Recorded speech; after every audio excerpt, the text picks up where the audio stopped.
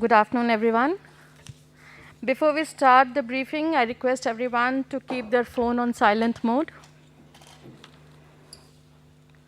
So good afternoon and welcome once again to the press briefing by the Union Ministry of Health and Family Welfare. For today's briefing, we have Dr. Paul, Member Health Niti Aayog, Joint Secretary Health Ministry Shri Love Agarwal, and the Director of the AIIMS, Dr. Guleria. After the briefing, we will take a few questions. And now over to you, Shri Agarwal. Good evening friends, हम आप लोगों को कोविड-19 की वर्तमान परिस्थिति के बारे में बताना चाहेंगे। अगर हम देखें तो आज देश में करीब 15.1% केसेस एक्टिव केसेस की दृष्टि में आते हैं। वह करीब 36,73,000 केसेस हैं। देश में रिकवरी अराउंड 83.8% हो चुकी है। 2 करोड़ से अधिक लोग रिकवर होकर घर पर वापस जा चुके हैं। यहाँ मुख्य विषय हम आप लोगों की दृष्टि में लाना चाहेंगे कि हम पिछले 12 दिनों से एक्टिव केसेस में एक कमी देख रहे हैं। 3 मई में जो कि 17.13% एक्टिव केसेस थे, वह घटते घटते अब 15.1% हो चुके हैं। इसी तरीके से 3 मई से एक रिकवरी में भी हम एक ग्रोथ देख रहे हैं, जहां हमारी रिकवरी परसेंटेज ओवरऑल अराउंड 81.7% थी, वह बढ़ते बढ़ते 83.83% के करीब हो चुकी है। पिछले ऑलमोस्ट 4 से 5 दिनों में हम देखते हैं कि हमारे रिकवर्ड केसेस एक्टिव केसेस से बढ़कर आ रहे हैं और हमारी एवरेज वीकली रिकवरी में भी 11% इम्प्रूवमेंट हुआ है, जो कि करीब 3,20,000 था, वह बढ़कर 3,57,000 केसेस हो चुका है। एक और दृष्टि से अगर हम डेटा को एनालाइज करें तो पाते हैं कि 75% हमारे केसेस अभी भी 10 स्टेट से आ रहे हैं और 80% एक्टिव केसेस 12 स्टेट्स में हैं।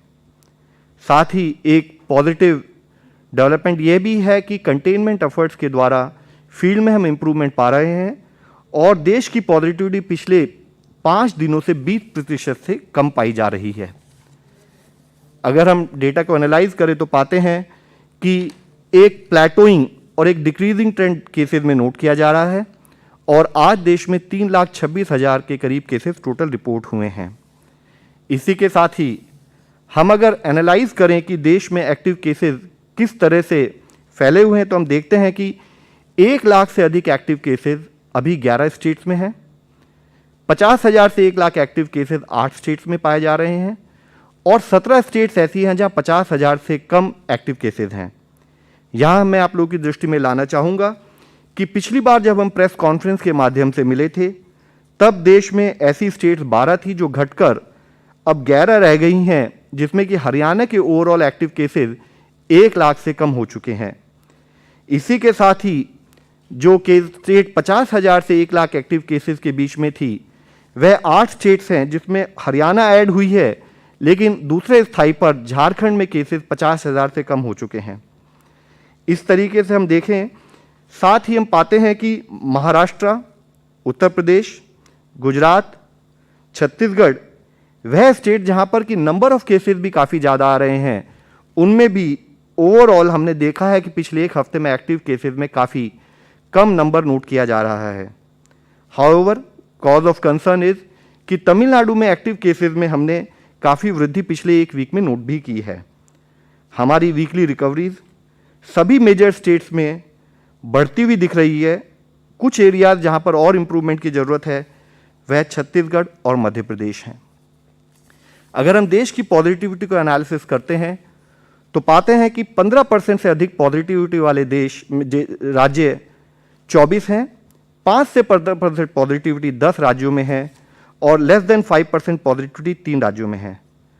ओवरऑल ट्रेंड देखें तो पाते हैं कि 18 स्टेट्स और यूनियन टेरिटरीज हैं जहां पिछले 1 हफ्ते में डिक्रीज इन पॉजिटिविटी को नोट किया गया है। यह विषय इसलिए मुख्य है, डिक्रीज इन पॉजिटिविटी इंडिकेट कि स्प्रेड ऑफ इन्फेक्शन थोड़ा हम कंट्रोल कर पा रहे हैं, कंटेनमेंट एफर्ट्स हमारे काम कर रहे हैं और उसी के तहत हम देखते हैं कि ओवरऑल देश में जो केस पॉजिटिविटी पिछले हफ्ते 21.9% थी, वह घटते घटते अब 19.8% के करीब नोट की जा रही है। हमने देखा है कि major drop in terms of case positivity कुछ स्टेट्स में पाया जा रहा है, जिसमें छत्तीसगढ़, दिल्ली, दमन एंड दीव, हरियाणा, मध्य प्रदेश जैसी स्टेट्स हैं और 7 मेजर स्टेट्स जैसे कि महाराष्ट्र, राजस्थान, यूपी, वेस्ट बंगाल, गुजरात, छत्तीसगढ़ और एमपी, वहाँ पर भी एक trend toward decrease in positivity note किया जा रहा है। हमारी कई स्टेट्स ऐसी हैं जहाँ पर हम या तो एक डिक्रीज इन केसेस या एक प्लेटोइंग इन केसेस नोट कर रहे हैं। ज़रूरत है कि जहाँ पर ये ट्रेंड नोट किया जा रहा है उन स्टेट्स में कंटेनमेंट एक्टिविटीज़ उसी सुचारू रूप से चलती रहें ताकि ये ट्रेंड कंटिन्यूड रहे और केसेस और कम होते रहें। मुख्यतः महाराष्ट्र, कर्नाटका, उत्तर प्रदेश, राजस्थान, दिल्ली, हरियाणा, बिहार, गुजरात, इन स्टेट्स में एक स्थाई पर केसेस कम हो रहे हैं। दूसरे स्थाई पर यह भी एक नोट करने वाला विषय है कि यहाँ पर एब्सोल्यूट नंबर ऑफ केसेस अभी भी काफ़ी अधिक हैं, जिसके कारण उन स्टेट्स को कंटेनमेंट एक्टिविटीज़, वह कार्य जिनसे कि हम स्प्रेड ऑफ इन्फेक्शन और इन्फेक्शन होने वाले लोगों को हम मैनेज कर सकें, उसके लिए उन्हें उसी सुचारू रूप से कार्य करते रहना पड़ेगा। इसी तरीके से हम देखें कि तेलंगाना, जम्मू कश्मीर और छत्तीसगढ़ जैसी स्टेट्स में भी हम केसेस में एक कमी नोट कर रहे हैं। अगर हम देखें कि एक स्थाई पर यह हमारे लिए पॉजिटिव न्यूज़ है, फिर भी ऐसी कुछ स्टेट्स है जहां पर हम केसेस में एक इंक्रीजिंग ट्रेंड कंटिन्यूड बेसिस पर नोट कर रहे हैं, जिसका तात्पर्य यह है कि उन स्टेट्स में केसेस को कंट्रोल करने के लिए उतने ही अधिक एफर्ट्स करने की ज़रूरत है, जिसमें मुख्यतः तमिलनाडु, आंध्र प्रदेश, उड़ीसा, वेस्ट बंगाल, पंजाब, असम और हिमाचल जैसी स्टेट्स हैं।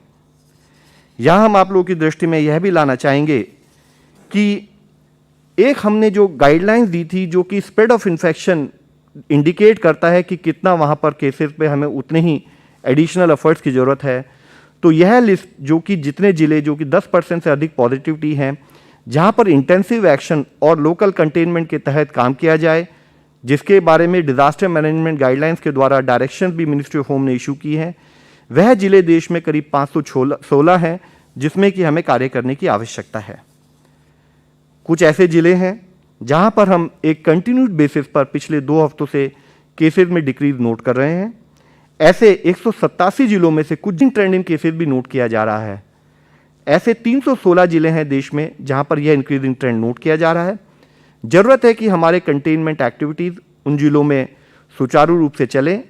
हम ये इंश्योर करें कि कोविड अप्रोप्रिएट बिहेवियर का फॉलो किया जाए ताकि हम केसेस की ग्रोथ को रोक सकें, जिसमें मुख्यतः अगर आप देखेंगे तो पाएंगे कि Chennai, south west Delhi, Kollam, Chengalpattu, Coimbatore, YSR district in Andhra Pradesh, Kangra in Himachal Pradesh, इस तरह के जिलों में जहां पर कि एक इंक्रीजिंग ट्रेंड नोट किया जा रहा है, वहां पर कंटेनमेंट एक्टिविटीज़ की और स्ट्रिंजेंट एक्शन की सख्त ज़रूरत रहेगी। ओवरऑल देश की वैक्सीन कवरेज देखें तो पाते हैं कि हमारे देश ने जो अब तक वैक्सीनेशन कवर किया है उसमें 18 करोड़ डोजेज दी जा चुकी हैं, जिसमें people above 45 years of age 13.74 crore doses, health care workers 1.62 crore doses, इसी तरह से फ्रंटलाइन वर्कर्स 2.25 करोड़ डोजेज, और वह आयु वर्ग 18 से 44 जो आयु वर्ग है उसमें करीब 42.59 लाख डोजेज दी जा चुकी हैं। इसके साथ ही हम हमेशा बात करते हैं कि कभी भी हमारे कंटेनमेंट एक्टिविटीज़, हमारा कोविड मैनेजमेंट 2 भागों में एनालाइज करा जाना चाहिए। एक तरफ हमारे कंटेनमेंट एफर्ट्स चलते रहें, यानी कि हम रूट कॉज पर काम करें, इन्फेक्शन को ही ना फैलने दें। दूसरी तरफ हमारी मेडिसिन व्यवस्था, मेडिकल इंफ्रास्ट्रक्चर सुचारू रूप से जो केसेस अगर पॉजिटिव हो भी उनको समय पर मैनेज करें ताकि वे केसेस भी रिकवर हो सकें। इसी के तहत हम आप लोगों के सामने दिखाना चाहेंगे कि जैसे भोपाल में करीब 200-250 जब केसेस आने शुरू हुए, वहाँ पर कुछ कंटेनमेंट एक्टिविटीज़ पर फोकस किया गया इन terms of lockdown for 1 day. इसी तरह से वीकेंड लॉकडाउन करता रहे, लेकिन हमने पाया कि केसेस फिर भी बढ़ते चले जा रहे हैं। उन बढ़ते केसेस की परिस्थिति में हमने देखा कि एक स्थाई पर केस पॉजिटिविटी जो 14% थी वह बढ़ी 22% हुई, 22 से 25, 25 से 29 और 29 से बढ़ते बढ़ते 33 और 37% हो गई, जिससे यह पता लगता है कि वहाँ पर स्प्रेड ऑफ इन्फेक्शन बहुत बढ़ गया था, जो ओवरऑल हमारे कितने भी एफर्ट्स हों उसमें हेल्थ सिस्टम पर स्ट्रेन पैदा कर सकता है। स्टेट के द्वारा किए गए प्रयत्न इन टर्म्स ऑफ स्ट्रिक्ट रेस्ट्रिक्शंस, उनका इम्पैक्ट जैसे हमने इससे पहले भी डिस्कस किया है कि कभी भी हम कंटेनमेंट एफर्ट्स करते हैं तो थोड़ा समय लगता है कि उसका इम्पैक्ट हमारे को फील्ड में दिखाई दे। तो जो एक पीक 5,725 केसेस की आई, वह धीरे धीरे करते हुए अब करीब 2,800 केसेस, और साथ ही हमारा 37% जो हमारा केस पॉजिटिविटी घटते घटते अब 22.7% रह गई है। ये एफर्ट्स अभी भी कंटिन्यू करने की जरूरत है। जैसे कि गवर्नमेंट ऑफ इंडिया की गाइडलाइन है, जहां पर भी 10% से अधिक पॉजिटिविटी हो वहां पर इंटेंसिव एक्शन और लोकल कंटेनमेंट के तहत काम करे जाना बहुत जरूरी है।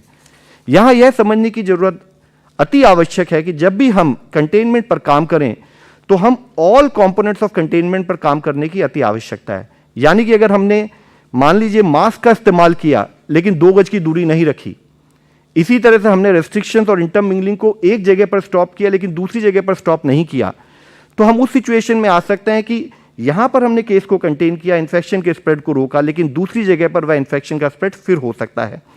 तो हमारा एक कॉम्प्रिहेंसिव अप्रोच के तहत फील्ड पर काम हो, जिसके लिए हमने मिनिस्ट्री ऑफ होम की तरफ से, मिनिस्ट्री ऑफ हेल्थ की तरफ से स्टेट्स को रिक्वायर्ड गाइडेंस भी प्रोवाइड की है। आज एक स्थाई पर जब हम अपने घरों में रह रहे हैं रिलेटिवली, हमारे को जरूरत है कि हम एक ऐसा मैकेनिज्म भी क्रिएट करें कि रेगुलर मेडिकल संबंधित गाइडलाइंस, रेगुलर मेडिसिन संबंधित जो हमें जानकारी या कोई हमारी डॉक्टर से अगर हमें संपर्क करना हो तो हम घर पर रहकर भी उसे कर सकें। उनको ओपीडी दी जा रही है, और जिसमें हम फाइनल ईयर के एमबीबीएस स्टूडेंट्स को भी इस्तेमाल कर रहे हैं, उनका भी हेल्प ले रहे हैं ताकि हम पेशेंट्स को स्क्रीन कर सकें। इस सर्विस के 2 कंपोनेंट हैं, एक पेशेंट टू डॉक्टर यानी कि ओपीडी सर्विसेज, एक doctor to doctor consultation. Patient to doctor services अभी 28 राज्यों में चल रही हैं, जिसमें 17,000 से अधिक डॉक्टर्स इन्वॉल्व हैं। इसी तरह डॉक्टर टू डॉक्टर सर्विसेज 22 राज्यों में चल रही हैं, जिसमें 21,000 के करीब डॉक्टर्स लोग इन्वॉल्व हैं। अब तक अगर हम देखें तो पाते हैं कि पेशेंट टू डॉक्टर में 30 लाख से अधिक कंसल्टेशंस हो चुके हैं, और इसी तरीके से डॉक्टर टू डॉक्टर कंसल्टेशन में भी करीब 19.7 लाख कंसल्टेशंस हो चुके हैं। यहां हम आप लोगों की दृष्टि में लाना चाहेंगे, पेशेंट टू डॉक्टर कंसल्टेशन का बड़ा सिंपल सा प्रोसेस है। इसमें आप हमारी वेबसाइट पर जा सकते हैं, ई संजीवनी ओपीडी पर। वहां पर आप अपना वेरीफाई करेंगे एक मोबाइल नंबर, उसके बाद एक टोकन आपके लिए जनरेट किया जाएगा जो भी पेशेंट ये सर्विसेज चाहता है, और उसके बाद उन लोगों को एक वेटिंग टर्न मिलेगा, और जैसे ही एक डॉक्टर जो कि उस समय अवेलेबल हैं वो फ्री होंगे, तुरंत आप अपनी टेली कंसल्टेशन स्टार्ट कर सकते हैं। आज देश में 350 प्लस ओपीडी ऐसे सेंटर्स इस ई संजीवनी एप्लीकेशन द्वारा चलाए जा रहे हैं, जिसमें एम्स भटिंडा, बीबी नगर, कल्याणी, ऋषिकेश जैसे टर्चरी हाई केयर इंस्टीट्यूट्स भी सर्विसेज प्रोवाइड कर रहे हैं, और साथ ही ex arm force medical services के डॉक्टर्स भी सर्विसेज प्रोवाइड कर रहे हैं। हमारी यह मोबाइल एप्लीकेशन भी अवेलेबल है, जिसके अभी तक 10 लाख से ज़्यादा डाउनलोड हो चुके हैं।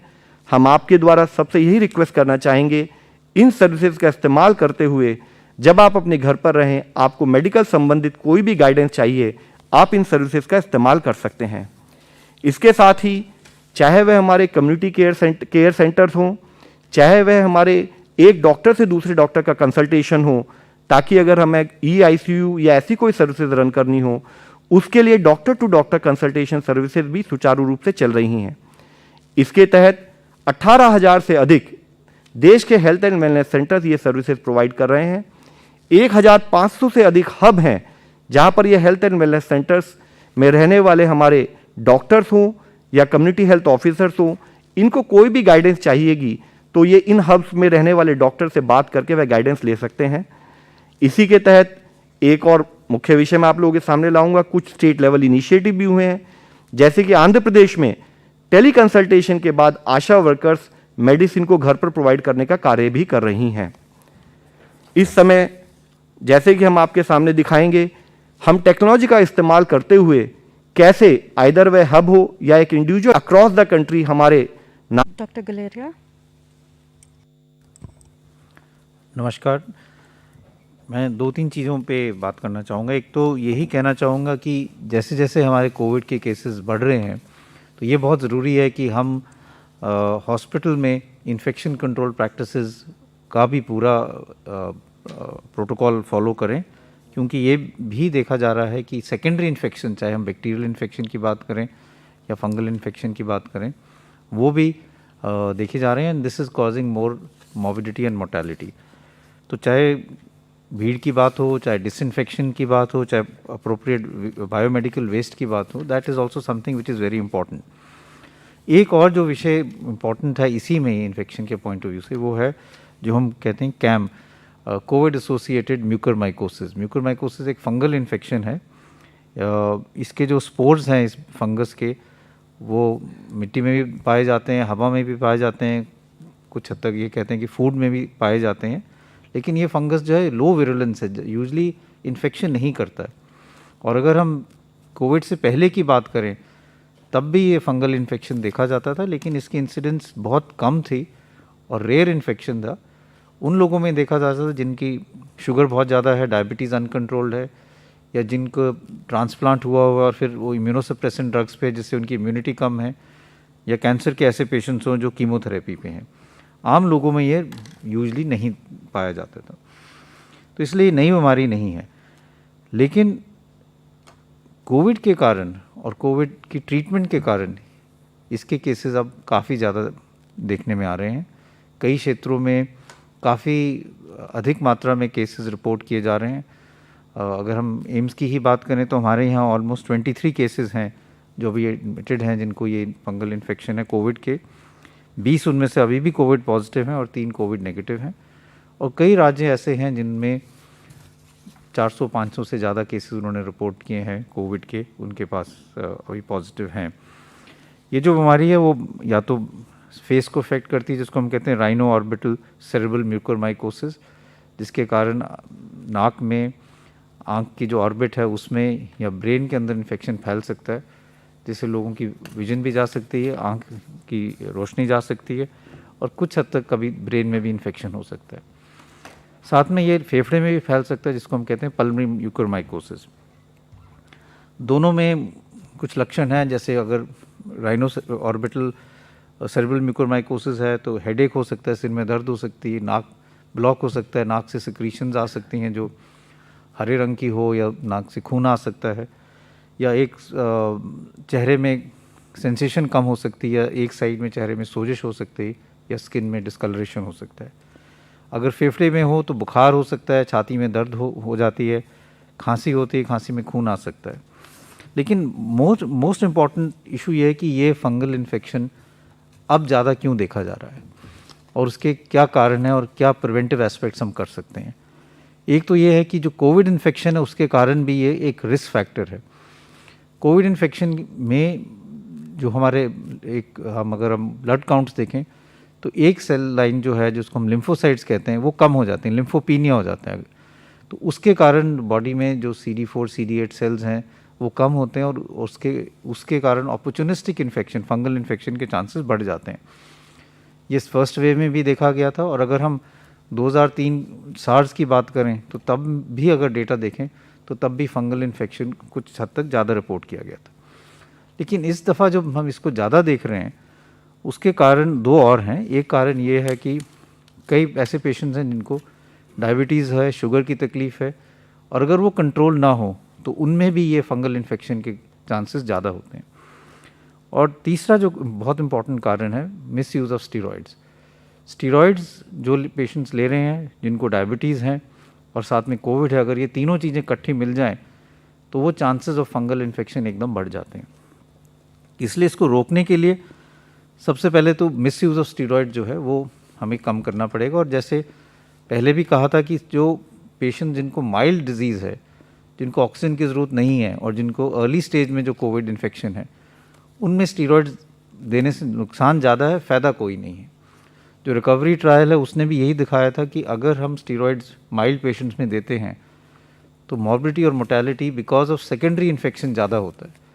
इसलिए अगर किसी को कोविड है और माइल्ड इन्फेक्शन है, बुखार है, सैचुरेशन मेंटेन्ड है, खांसी है, लेकिन और कोई ऐसे लक्षण नहीं है कि ऑक्सीजन कम हो रही है, तो स्टीरॉइड्स नहीं देने चाहिए, क्योंकि उससे आगे जाके फंगल इन्फेक्शन के चांसेस हो सकते हैं, स्पेशली अगर उनको उस व्यक्ति को डायबिटीज़ भी है।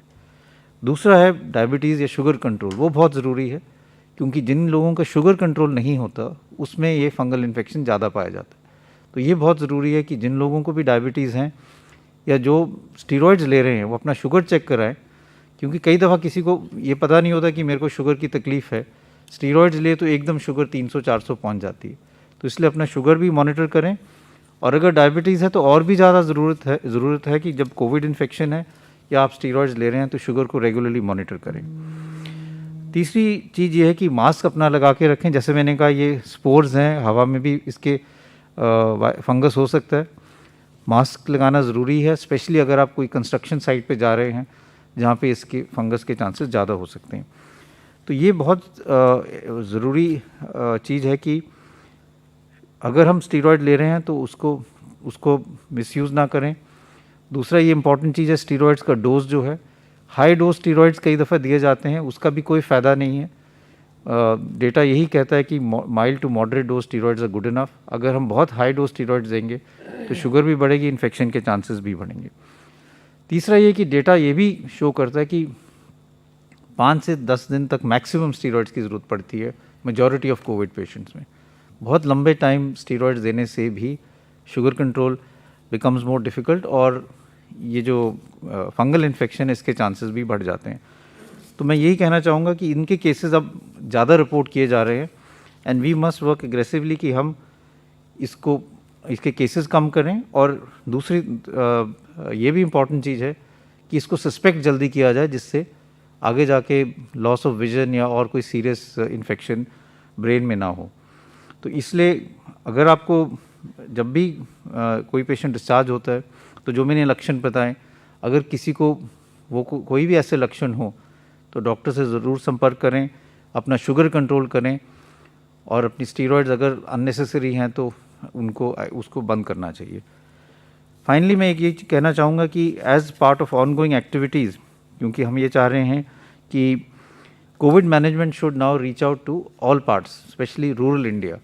तो रूरल इंडिया में कोविड मैनेजमेंट के लिए ट्रेनिंग के लिए ministry of health and family welfare और एम्स न्यू दिल्ली ने प्रोग्राम शुरू किए थे 30 अप्रैल से 13 मई तक।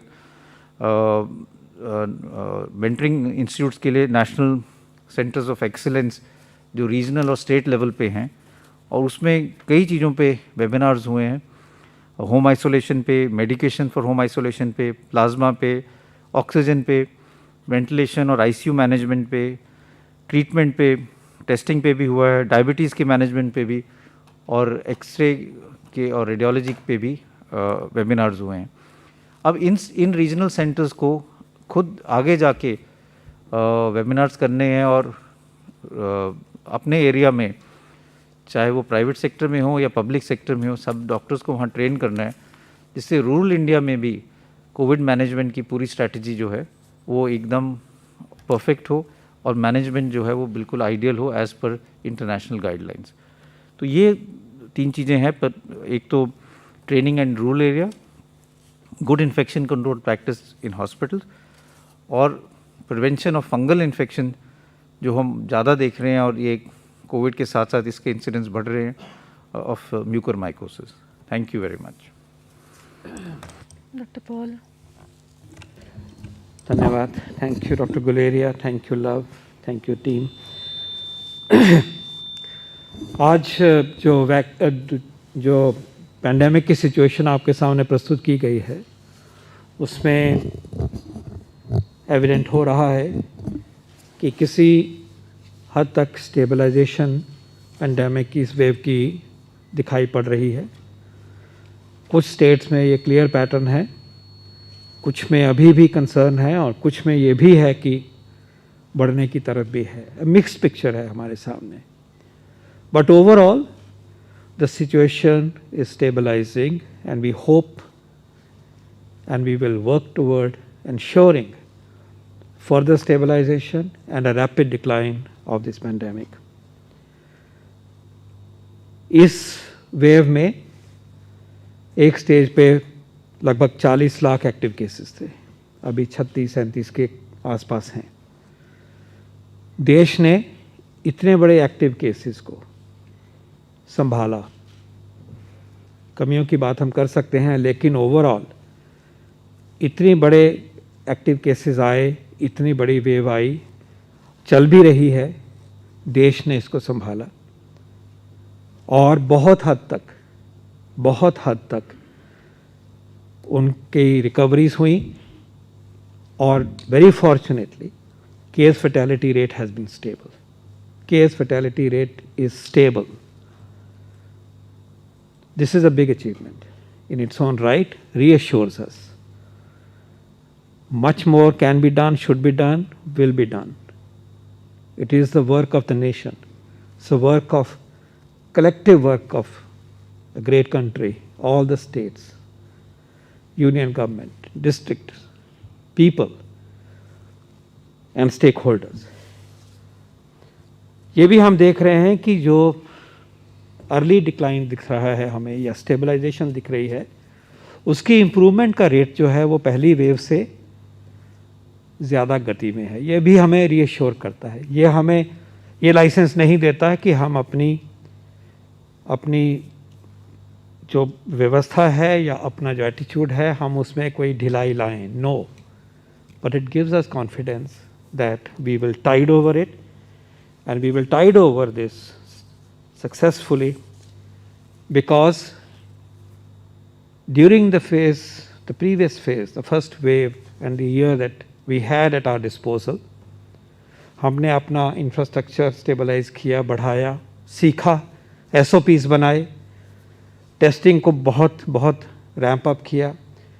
हमने कंटेनमेंट की स्ट्रैटेजी में सीखा, एनफोर्स किया, टीम्स बनाई, क्लैरिटी हुई, साइंटिफिक प्रोसेसेस को अडेप्ट किया, अडॉप्ट किया. ये सब काम आ रहा है. वेंटिलेटर्स पहुँचे जहाँ पहुँचने चाहिए, PPE अवेलेबल हुआ, दवाइयाँ उपलब्ध हुई, ट्रेनिंग हुई और सबका मनोबल, टीम्स का मनोबल ऊंचा रहा. तो ये कॉन्फिडेंस आता है इस तैयारी के बल पे भी और देश को एकजुट होकर लड़ने की जो ताकत है, जज्बा है, उससे भी आता है. और भागीदारी है इसमें राज्यों की और केंद्र की. मैंने SOPs की बात कही, पीपल्स पार्टिसिपेशन, हम जानते हैं हम कैसे इसको लड़ें. हमने जो रिस्ट्रिक्शंस आई उनको अपनाया, उनको इन्फोर्स कर रहे हैं. अपनी जगह पे वो उसका इफ़ेक्ट हो रहा है. कंटेनमेंट जोन्स को जो अपनाया, माइक्रो कंटेनमेंट जोन से हमने सीखा और वो आगे जब पेंडेमिक सेटल होगी और भी उसकी इम्पोर्टेंस बढ़ जाएगी.